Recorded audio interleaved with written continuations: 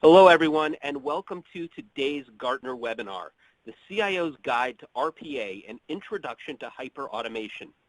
I'm your moderator, Scott Smith, and before we get started, I have a few tips to help enhance your webinar experience. Now, below the presentation view, you will see tabs that you can use at any time. We want to hear from you, so please click Ask a Question to submit your questions and comments at any point. When we get to our polls, please use the Vote tab so we can gather your insights. We want to know what you are thinking. If you wish to access a copy of the research slides and other helpful resources, just click the Attachments tab below. This webinar is being recorded, so you can watch this presentation again and find more great insights on demand at gartner.com/webinars. All right, with the announcements out of the way, let's get to our main event. And for that, I'm very pleased to welcome in today's speaker, Gartner Distinguished Vice President Analyst Fran Karamuzis. Fran, first of all, thank you for joining us, and now I'll turn it over to you. Thank you, Scott, and welcome to everyone to the CIO's Guide to RPA and the Introduction to Hyperautomation. One of the things that Gartner does every year for the last 15 years is we present at our annual events in October, our symposia, the top 10 strategic technology trends. And these were the ones that we unveiled for 2020. If you look at the very first one there, hyperautomation, that is near and dear to my heart as an analyst, but also very connected to RPA. So I'm going to start the session by giving you that little intro that to hyperautomation is not meant to be an extended discussion on the topic. We are going to have future webinars on it.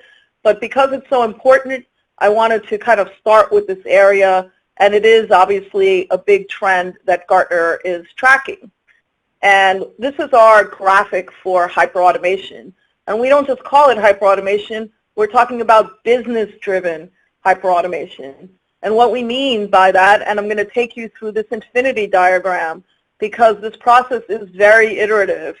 And if you kind of follow along on the numbers themselves that you see on this graphic, what tends to happen in most organizations is whether they label it a digital initiative or they label it a hyperautomation initiative, they start with a certain level of business objectives, or what we call at Gartner and have been calling for the last 5 years, digital ambition. And in this process, they might be working internally or with a service provider, and what they're doing is imagining or doing some design thinking sessions. They're doing some visioning about the options. That might be at the process level, but it might often be at a much bigger level, whether they're going to unveil a new product or service or make a significant recalibration in their channels for how they're delivering that product or service. And that brings them down to kind of the bottom of this chart where you see 2A and 2B. And this is where they're really doing some business process analysis.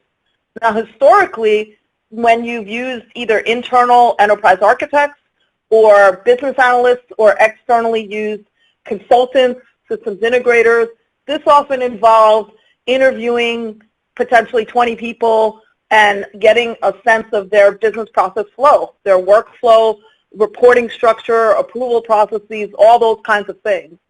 What's actually happened, and Gartner has been tracking this for a couple of years, are things like, excuse me, process mining tools or discovery tools, and we have a market guide for that. What those tools are they're automated tools that imagine something sitting on your desktop and almost tracking the keystrokes. And the reason for this is you end up with a little bit of a different result. Often when someone interviews you and asks you what you do, and they capture it, you often leave out lots of steps because they're so second nature. And what this is actually capturing is what you're actually doing. How long does it take to process a transaction? What buttons are you clicking? And that'll become important later. I'll show you some technologies or discuss them.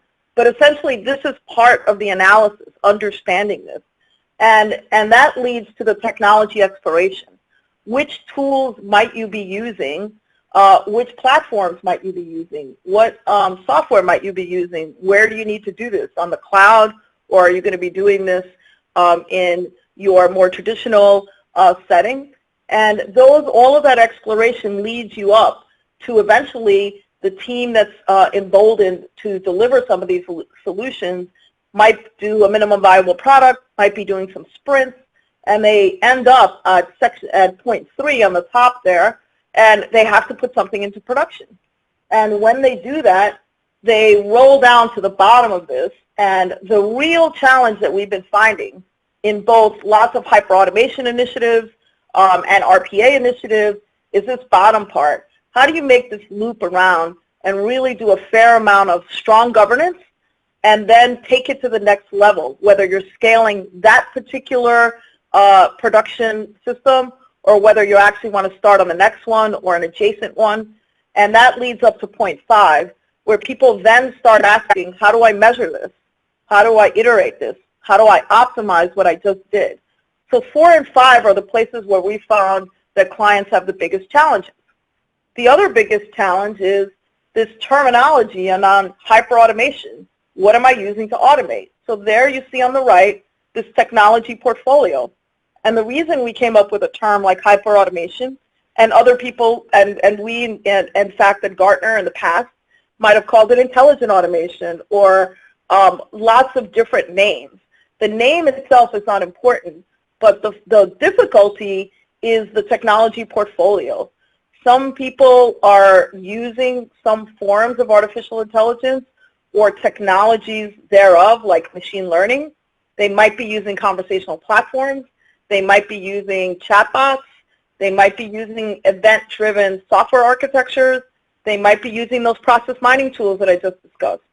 They might be using an RPA tool or what Gartner has coined complemented RPA tools, and I'm going to describe that in a couple of slides, or intelligent BPMS, or iPaaS, and this list goes on.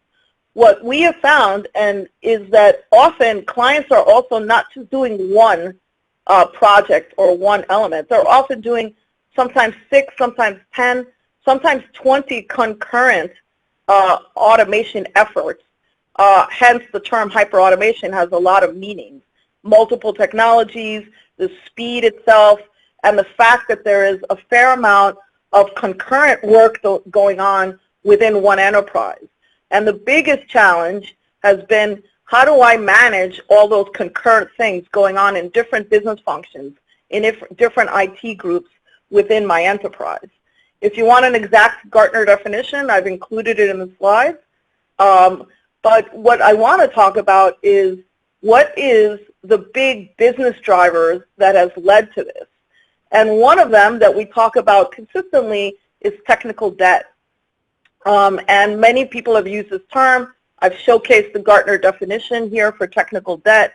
But the reality is that a lot of this either impedes or is the impetus for starting these hyperautomation projects. But I want to take it to the next level, because what we've seen in this particular space is it's much more about process. It's much more been driven from business stakeholders. Hence, we've come up with and seen citizen developers. We've seen low-code, no-code capabilities that people are talking about. And that side of the house is this process design. And this is a very simple example. I won't go through it, but it sort of shows, hey, what are 2 ways that you might pick the right vehicle for your journey? And I realize that in this time, this daily commute is non-existent. But the reality is I wanted to show a very simple choice that you might be making when you're doing process design. We call a lot of the things that have happened in organizations, we've called it process debt. So it's not just technical debt that we're dealing with, it's process debt.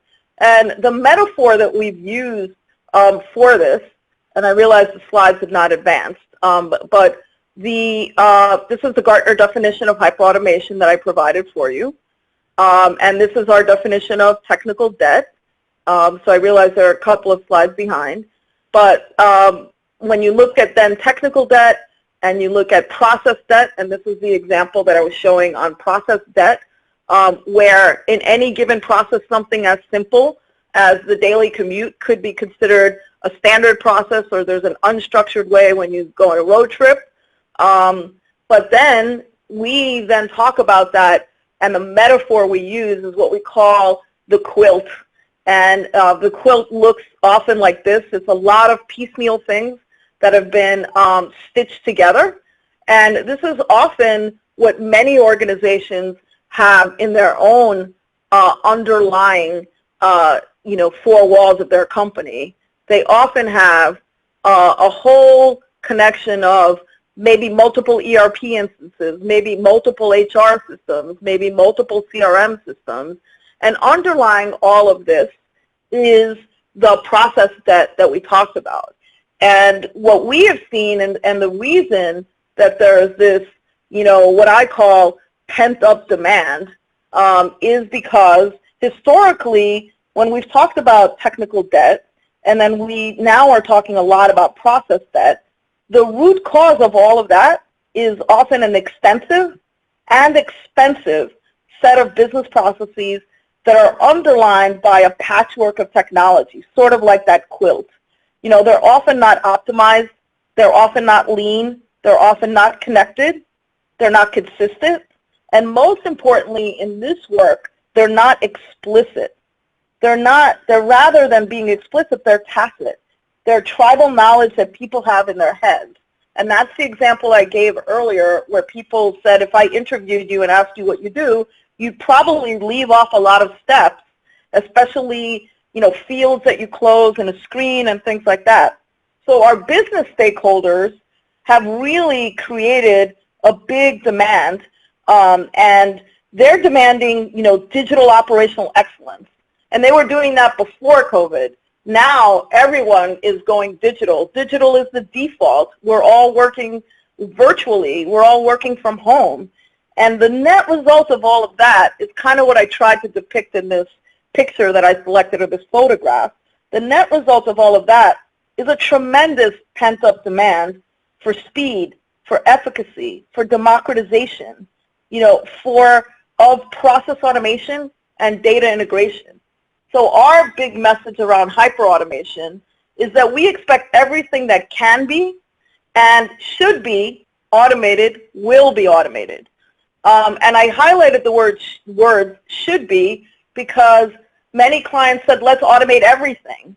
And we're saying choose, and in our definition of hyperautomation, choose business-driven hyperautomation where you as either the IT team, the CIO, the business stakeholder, or in fact the enterprise architect that's enabling this, or the external service provider, you're helping the client vet and identify and vet these what should be automated. And that's why we appended to this statement, rightly or wrongly, meaning if the CIO and the business stakeholders don't make the right choices, we are going to continue to see some misuses of either hyperautomation or RPA.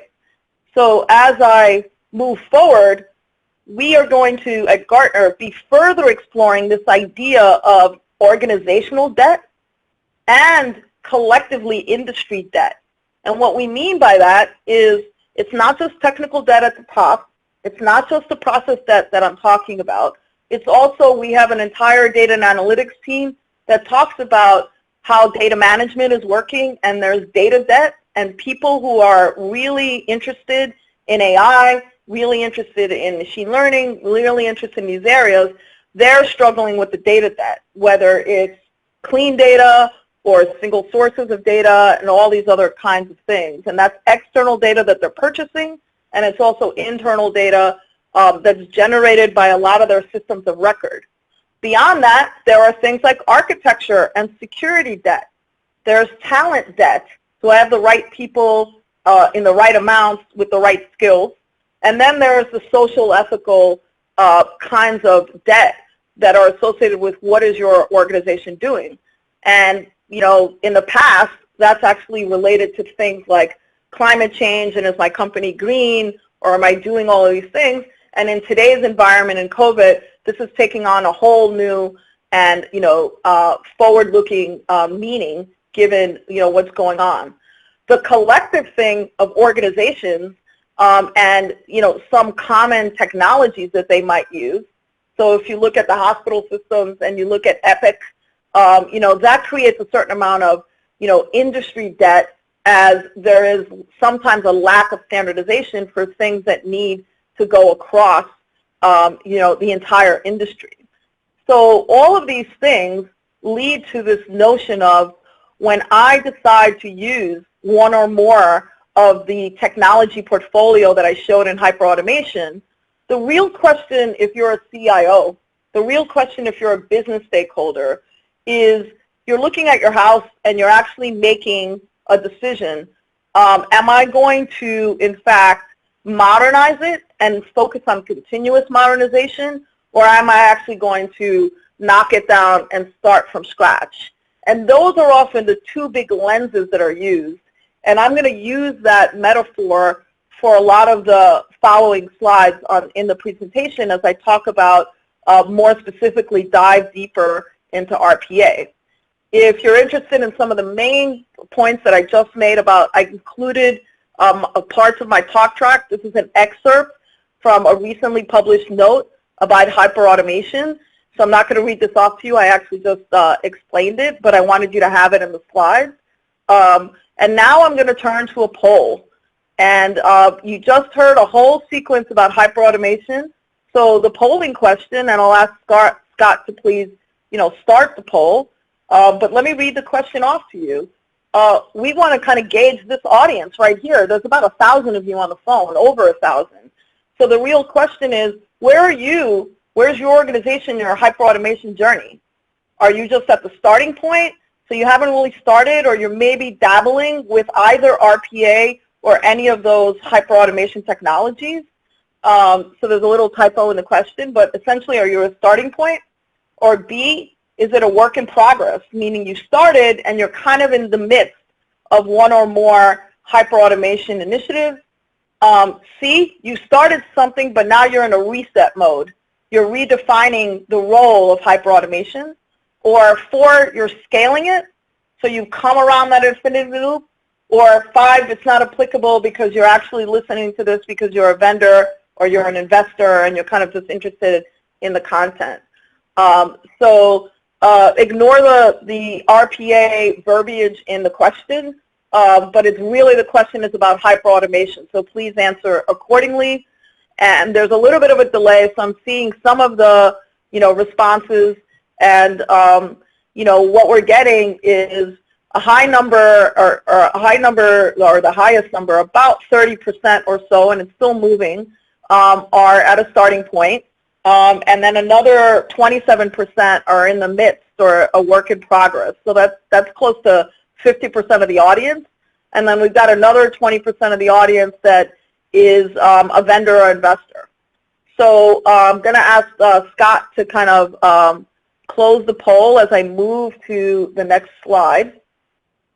And in the next slide, I've actually provided you, because we often in these particular webinars have lots and lots of people who are exactly the way you just polled, where they're in the early stages or they haven't really started and they want an exact definition of RPA. So I've included it here. It is a productivity tool. It's sold as a license, and it allows the user to configure one or more bots or what are called scripts to activate keystrokes. And I'm not going to go through the whole definition, but using this as a backdrop, I am going to now shift into the RPA, portion of the webinar. And I wanted to just give you one of our tried and true slides that we've had for a couple of years at Gartner. Probably over 4 or 5 years we've had this slide, and it still serves us well. And what this slide talks about is there's 3 axes. The far right axis is often the one that business stakeholders are often most interested in, because what it's talking about are what are the business outcomes, what are the benefits. And on the lower end of that axis, you're talking about getting some immediate savings, and often that immediate savings is on a task. What does that mean? That means if you have 7 people doing, let's say, accounts payable, and you've changed several elements or apply some RPA to those elements, you're going to get often a percentage of time for each one of those 7 people, which collectively is going to give you some immediate savings on the task. That's a different calculation than getting savings on the process.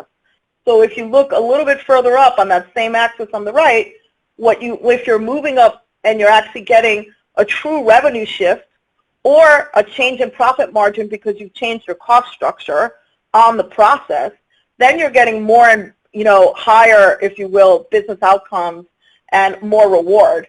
And then if you move to the very top of that, you're actually talking about really creating new businesses, new products, new services, reinventing or recalibrating either business operations or an entire channel or process.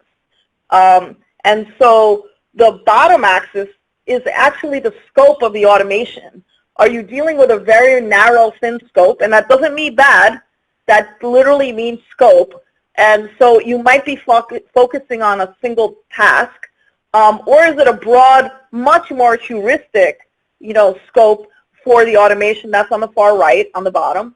And then on the far left are whether the degree of the automation. Are you dealing with fairly structured and routine tasks or processes, or are you dealing with things that are dynamic? Often the ones that are at the top require what we call human in the loop. They often require sometimes unstructured data, where you might do step 1, step 2, step 5, and then you have to stop and a human makes a certain decision, and then you continue on. The importance of all of this, and you now look at the blue boxes inside here, is the fact that you're starting with task automation, which often involves just one tool or a small set of simpler tools to implement, and often less cost on a relative basis. As you move up, you might be dealing with multiple tools. You're dealing with processes. As you keep moving up, you're orchestrating across business functions. So that means you're dealing with multiple stakeholders, multiple P&Ls. And here you're orchestrating something in as a platform structures. And then you're dealing with ecosystems as you move up. When you move up this curve and you see that line that says risk, reward, and business stakeholder impact, the reward is much higher, the risk is much higher as you go up. The complexity is much higher. The amount of that you need, for example, for a simple POC in the upper echelon of this might be 7 figures in US dollars. You might be talking about much longer cycle times, but the payoff is bigger. And so the complexity of this is what you have to manage. So using that as a backdrop and looking at the task automation and process automation on the lower left is much more the realm of what we have seen as RPA. Using that plus the definition that I just had shared with you on the previous screen, please now take a poll and tell us same ABCD, but if Scott would start the poll, now we want to kind of get a sense of where you are with RPA. Hyperautomation is a much bigger, often involves many more technologies. So now just for me to get a pulse of where you are with RPA, I'd ask you all to answer this question, and here the ABCD is correct, so I apologize for that. But essentially, where is your organization in their RPA journey? Are you at a starting point? Are you in the midst of doing something? Are you doing a reset because you started something and it wasn't working? Are you scaling what you've done? So you've implemented a few things and now you're really in the scaling mode, or is it not applicable because you are joining us today as a vendor or an investor and interested in our content?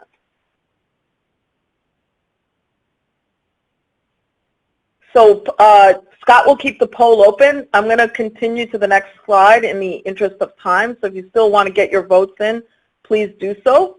But one of the things I wanted to share is where Gartner thinks we are with regard to RPA. And we've actually used this slide, and what we think and the way we see it is a classic S-curve.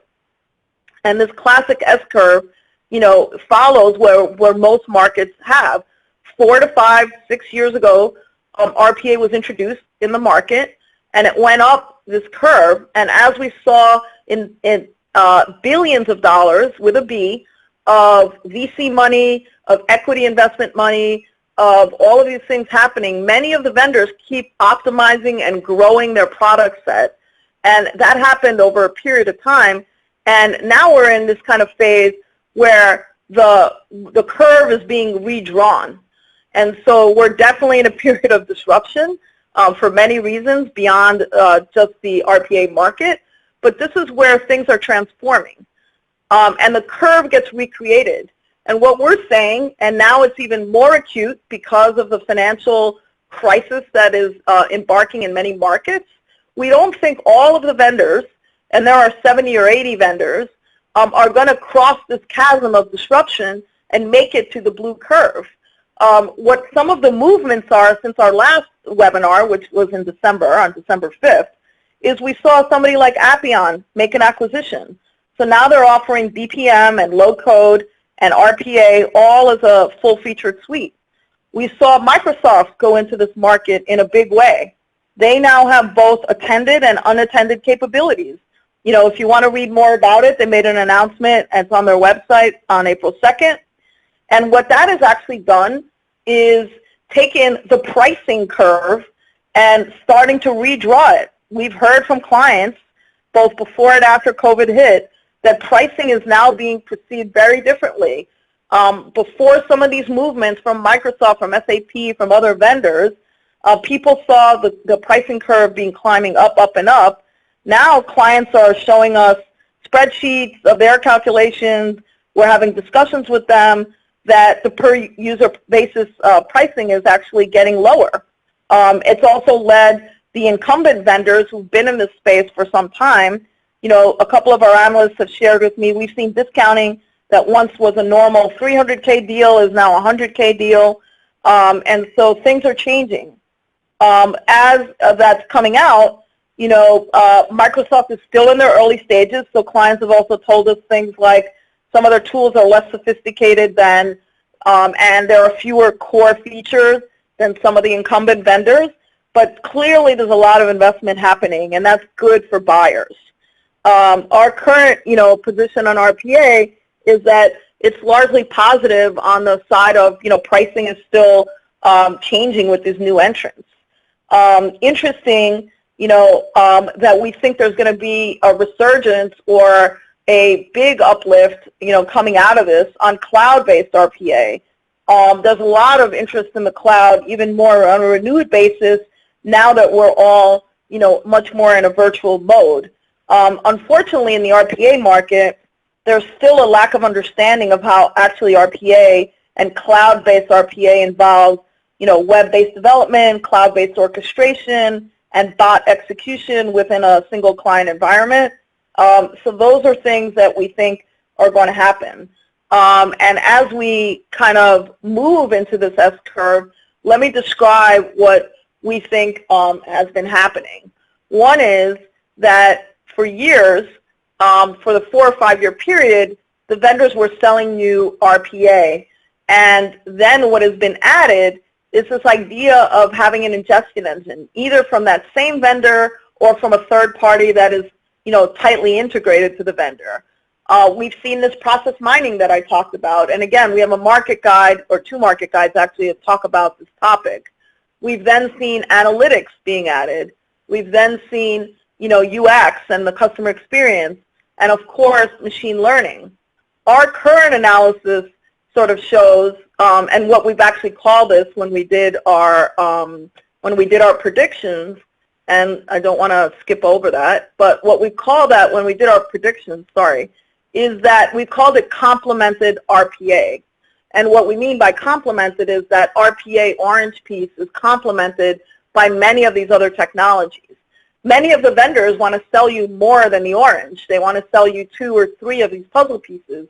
The reason I've spread them apart is because when it comes to really understanding knowledge work, right now they're still not in a tightly integrated way. It's really incumbent upon enterprise architects, upon third-party service providers to help clients understand how these puzzle pieces fit together. Also, there continues to be a bit of confusion on whether you should be using an RPA tool or an IBPMS tool or an iPaaS tool. So here again, the market is still forming and people are trying to understand, how do I fit all these puzzle pieces together?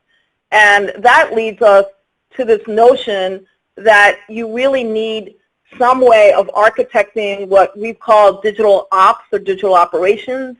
And you need to be looking at more than just RPA. You need to be working and thinking holistically on what am I going to use for decision modeling? What am I going to use for iPaaS? And all of those things are surrounded by those technologies of process mining, of UX, of machine learning, of analytics, of ingestion engines. And so that leads me to my next polling question, where the question is really about, have you seen this? Are you buying this? So Scott, if you would start the poll. Let me read off the question so everyone's clear on what we're asking. Has your organization purchased any of these complementary technologies, whether it's process mining or an ingestion engine or analytics or a UX or customer experience or machine learning? And this is obviously in conjunction with your RPA initiative. Clearly people have purchased lots of analytics in isolation, but have you done it in concert, if you will, or complemented with your RPA endeavors? So choice A is no, not yet. Choice B, well, we purchased one of these. Choice C is we purchased 2 to 4 of these. Choice D is we purchased 5 or more. Or choice D, once again, is not applicable because you're a vendor or an investor. So with that, I am going to, Scott will leave the poll open if you still want to vote, but I'm going to, in the interest of time, continue on. And this is really the CIO mandate. And interestingly, when we have developed these slides a couple of months ago, I'll talk about how this has changed, but the mandate is still the same. And the choice for CIOs, so at the broadest level, people are mining and figuring out which processes should I apply RPA to. And when you really want to summarize it at an executive level, it really comes down to, from a CIO perspective, am I addressing an existing legacy, technology, and am I addressing that technical debt? Or am I looking at a brand new system that's been ripped out and replaced, and what I'm trying to do is augment what is often called that last mile, that last bit of functionality. And what that means is when you rip out or replace any big system, what ends up happening is you often make compromises. And in the new SaaS world, you make lots of compromises. So you're only really getting like 80% or of all the things that everybody wants. So how do you fulfill that last 20% or 15%? That's what choice B is here. And the mandate for the CIO is not to just think about the underlying technology, but to marry that technology with the business drivers that are being requested. Hence that analogy that I showed earlier of you're either doing the legacy modernization or you're doing the rip out and replace and starting over. So if we explore, the legacy option, and we actually think that in some markets, this is going to be the more predominant option because of what's happened with COVID and the fact that people are going to be likely in some industries much more conservative with their spending. In other industries where they're trying to ramp up to meet the surge in demand because they might be fulfilling because of the COVID virus, they might be doing new systems or creating a greenfield and just trying to automate that last mile option. But we think a large majority is going to be in these legacy systems, and this is where the absolute mandate for a CIO is to understand their technical debt really well, and then understand the process debt, and bring those two things together. And when you are dealing with technical debt, you're either doing one of three things. You're either just telling the users you got to live with it, or you're going to refactor the application, or you're going to replace the application. What RPA really does is it attacks the first two. And so it lets you slash the first two options. The question is, if you don't understand your quilt very well, and you don't understand your process debt very well, you could really either be a hero, or you could actually be putting another Band-Aid and increasing your technical debt. So you, as the CIO, need to understand this differentiation. And it isn't a one-size-fits-all. If it was, I'd give you the perfect slide that kind of talks about how you do it. But what you're really doing is you're doing a balancing act between error reduction, faster cycle time, standardization, speed to deployment. You know, it's a catalyst, and you want to use it as such for modernizing your applications, and therefore you're really getting a cost savings, and it's a green, if you will, and you're really on the right side of history with regard to decreasing your technical debt. If you do it incorrectly, or you don't understand the process debt and you don't understand some of those elements, you're actually creating, you know, some really red and increasing a lot of problems for the organization. You might be the enabler for fossilizing poor processes. You might be masking some process inefficiency.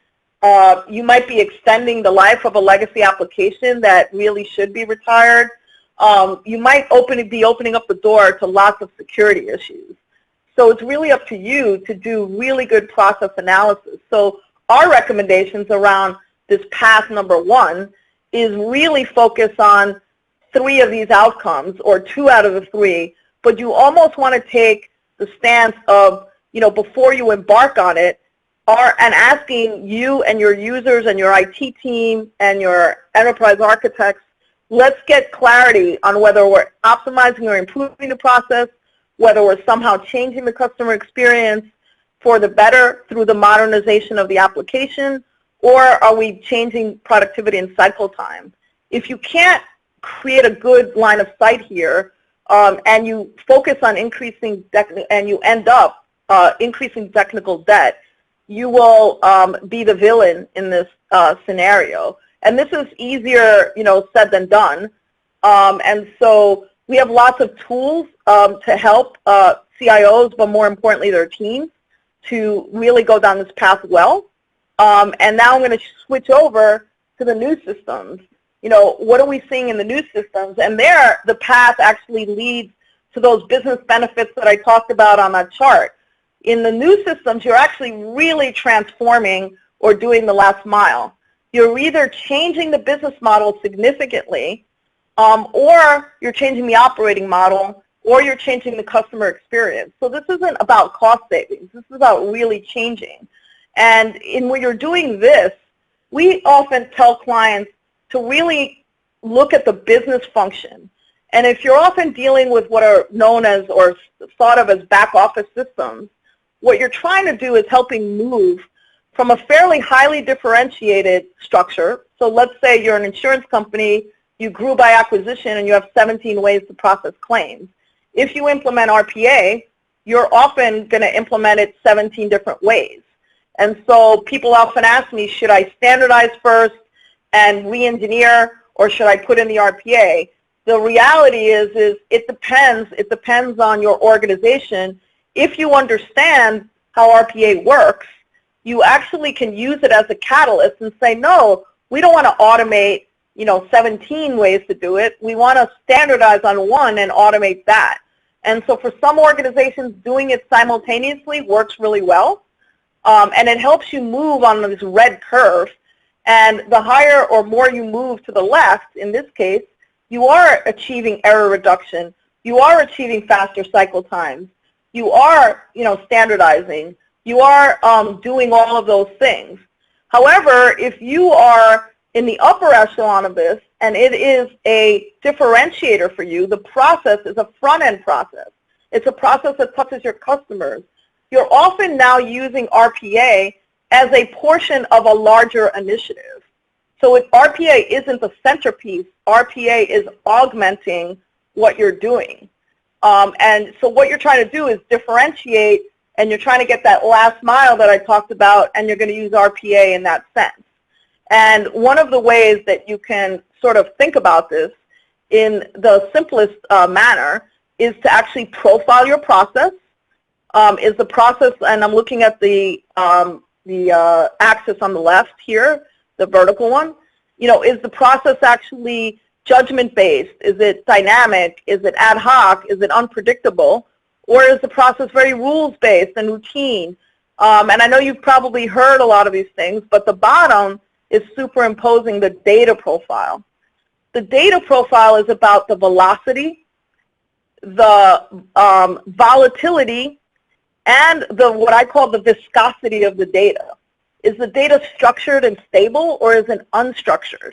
Is the data, are you getting 1,000 transactions a week, or 1,000 transactions a month, or 10,000, or you name the unit of measure and the timing. But what you're doing, and a lot of the pure RPA stuff is on the upper left, so you're sort of automating or digitizing, and it's often efficiency-based. On the upper right is efficacy-based, and on the lower right is where you're really augmenting a structure, and that's when you're into that ecosystem realm that I showed earlier. That's when you're in the innovation realm where you're coming up with a new product or service. And then finally, the lower left is where you're enhancing humans and you're creating more business agility. And here again, we have lots of tools that kind of take you, through this journey. So I am going to now shift gears and show you the summary of our RPA predictions, which we published in December. And we still feel pretty strongly and pretty good about this despite, some of the big changes that have happened in the economy. But essentially, we think that within 2 years, 80% of RPA-centric automation will actually get their value from all those complementary technologies I showed, whether they're analytics, whether they're UX, whether they're machine learning. And so the most simplistic RPA implementations of old are really going to give way to what we call complemented or CORPA, complemented RPA. The second one is some functionality that we presented in our December 5th webinar. Art Vila, one of our analysts, took you through this, and he talked about how some of the newer functionality is allowing for the dynamically generated scripts rather than, coded. So we think 50% of some of the newer RPA scripts will be dynamically generated rather than lots of humans, coding them. So that makes the efficiency around the implementations much better. And then the third one was really about, by 2023, we think there's going to be an increase in about 30% of that front office. So heretofore, there's been a lot of back office usage. We do think there's going to be more of that front office usage, especially in sales and customer experience. And then the last prediction that we had is we think by 2024, organizations are going to lower their operational costs by as much as 30% by combining hyperautomation technologies with redesigned operational processes. We feel really good about this one just simply because the COVID focus is going to really drive this notion of virtual automated even more given the situation that we're in. So with that, I'm going to ask my final polling question, and then I'm going to encourage all of you to also type in some of your questions, and I'm going to be reading some of those as you guys are voting on this. But let me read off the voting question to you. For those who have done something with RPA, what's your level of satisfaction or remorse for those who have tried it with your current RPA software? One is you haven't yet started, so you're unsure where to go. 2 is you're satisfied with the initial POC. 3, you've actually done something and you're in the buyer's remorse stage because you haven't received the ROI. 4 is you've achieved some benefits, but you're still struggling to scale. And then 5 is high satisfaction. You're moving toward, much more wider enterprise adoption. So I'll give you kind of a second to vote. And also, if you have voted, please go ahead and put in your questions, and I'm going to try and attack as many of them as I can. And I will get the questions afterwards, so I'll try and also email those out directly to those who haven't answered. So while you're taking that poll, I did want to take an opportunity to also showcase that, once again, we are coming out with an RPA Magic Quadrant. These are the 3 analysts who are working on the Magic Quadrant. They're a really good integrated team from our software group, from our vendor team, our Vila, and from our sourcing, procurement, and vendor management team. Melanie actually does a lot of work with contracting and pricing.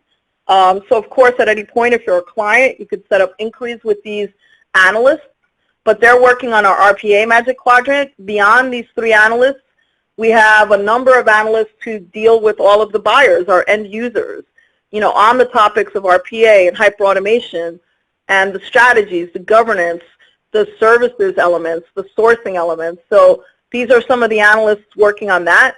We also have an advisor, Robert Denis, where he's on call to answer any and all questions for you. So he does about 6 or 7 calls a day on this topic, very knowledgeable. And then we have our vendor team. So if you're a vendor, and sounds like there are quite a few on this call based on some of the polling results, you're more than welcome to talk to our vendor analysts who are helping the vendors strategize and think about their next moves in this space. So with that, I will, Scott, if you could actually close the polling or the voting on the last vote, and I will open it up to questions. And I'll just leave on the screen some of our recommendations for the group. So as I'm multitasking here, I'll take one question here. Will there be BPM tools integrated with RPA? Yes. Actually, in one of my opening remarks when I was talking about the S-curves, I talked about Appian, Pegasystems. There's all of these vendors that are, I would just call them heritage, BPM vendors that are in the very much so in the RPA space, and vice versa, RPA vendors that are getting into the BPM space. So let's see, someone's asking which RPA vendors are doing the most interesting, well, that question escaped me, let's see. Which RPA vendors are doing the most interesting innovations? There's 50 or so vendors that we're tracking, so in the interest of trying to remain a bit objective, because if I mention one vendor, but we will actually not only be coming out with the RPA MQ, but we're more than happy to get into a discussion. But there's actually 4 groupings of vendors. There's some what we call pure play. There are some of these enterprise vendors like SAP and Microsoft that have gotten into the space. There are those heritage BPM vendors. And there's also some service providers that have RPA tools or automation tools. So depending on which vendors you're interested in, it's kind of hard to truly answer that question and do it justice on this call. But we'd be happy to have individual conversations.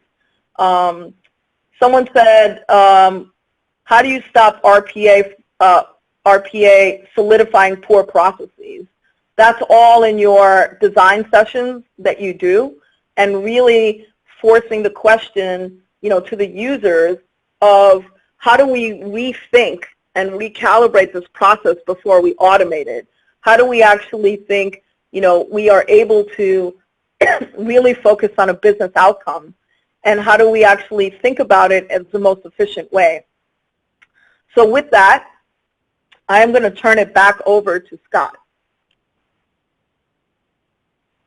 Oh, thank you, Fran. But just want to bring people's attention to a few additional resources that they'll be able to take advantage of afterward. These are all located in the Attachments tab at the bottom of the player.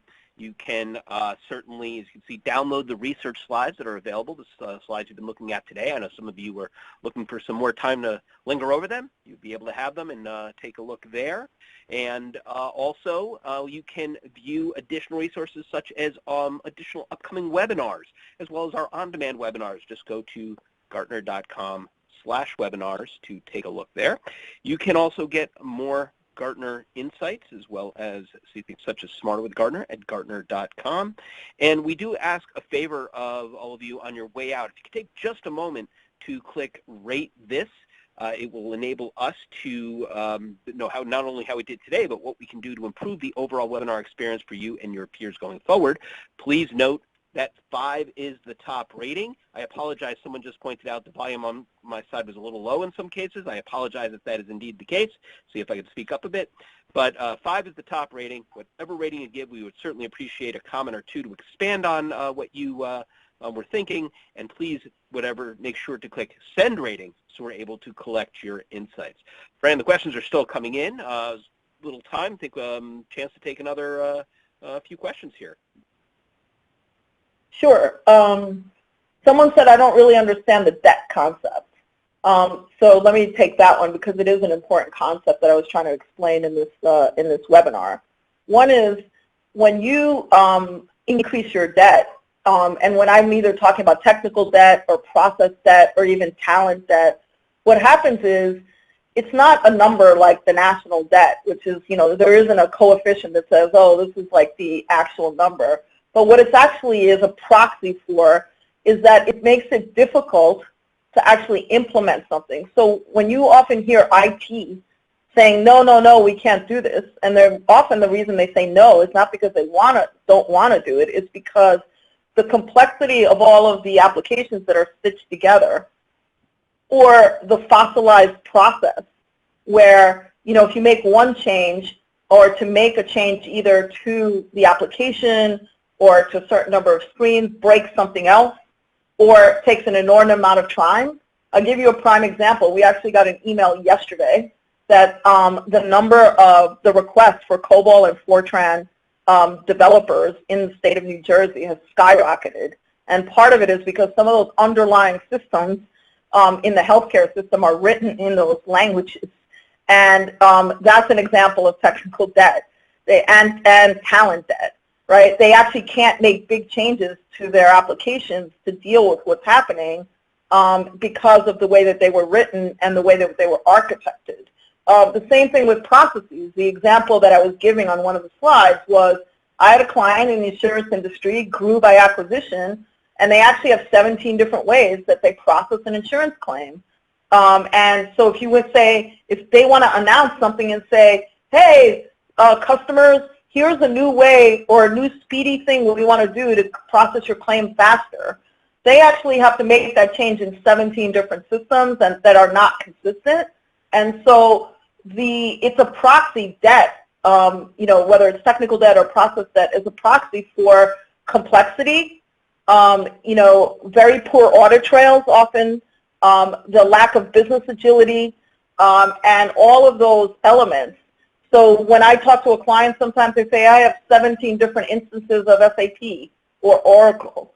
All of those things make it very difficult to consistently implement a change, whether it's a change because you want to modernize or make the process more efficient, or you actually want to, introduce a new product or service. So hopefully that covers the concept of debt, but I can also send you some of in the research note on hyperautomation at the bottom in the notes, I've given all the definitions of all of those types of debt. Let's see. How do you define a process? Where does it end? That's a great question because it's often in the eye of the beholder, but usually people define a process like procure to pay from the beginning of where the initial request comes in from a stakeholder to when the request is actually completely fulfilled. And, that could actually cross a lot of different paths. So in the case of procurement, sometimes a procurement request might go to legal. It might go to the risk team.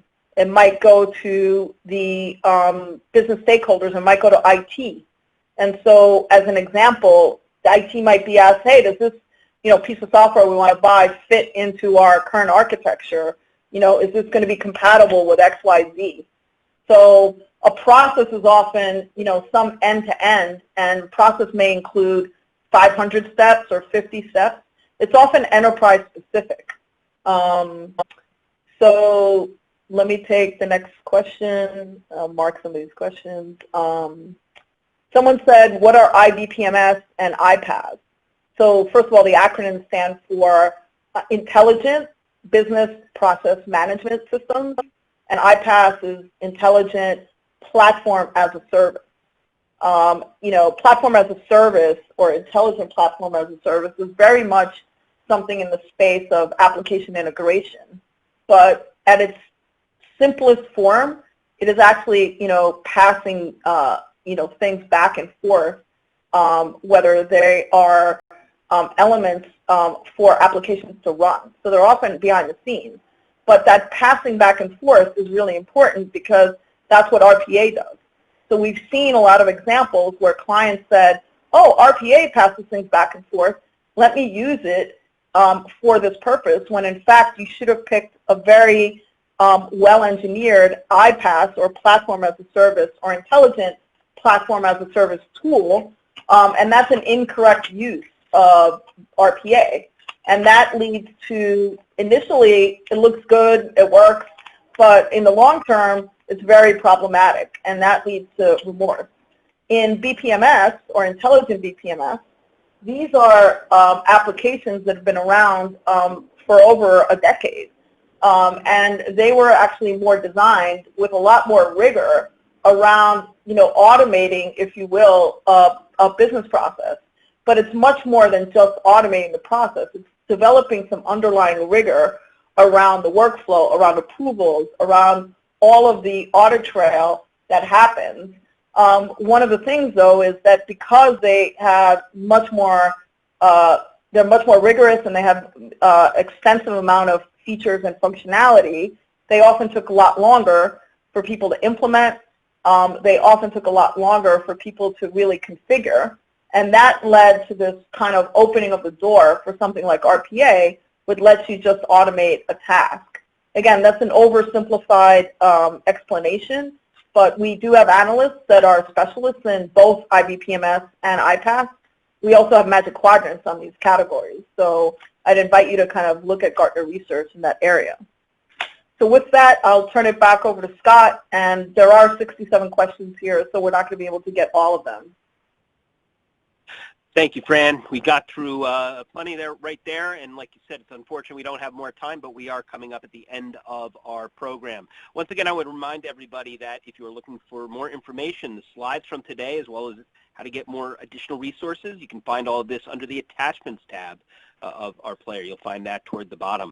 Also, one last favor to ask of you, many of you who have already, and we want to say thank you, but if you have not, on your way out, if you could take just a moment to click rate this and score the presentation, we would be very grateful to gain your insights on how things went today. And with that, we want to again thank our Gartner expert, Fran Karamuzis, for great insights that she delivered based on the questions and the feedback. That's certainly been the opinion of the audience. And speaking of that audience, we want to thank all of you for your insights, your questions, but above all, thank you for your time and spending it with us today. Have a great day.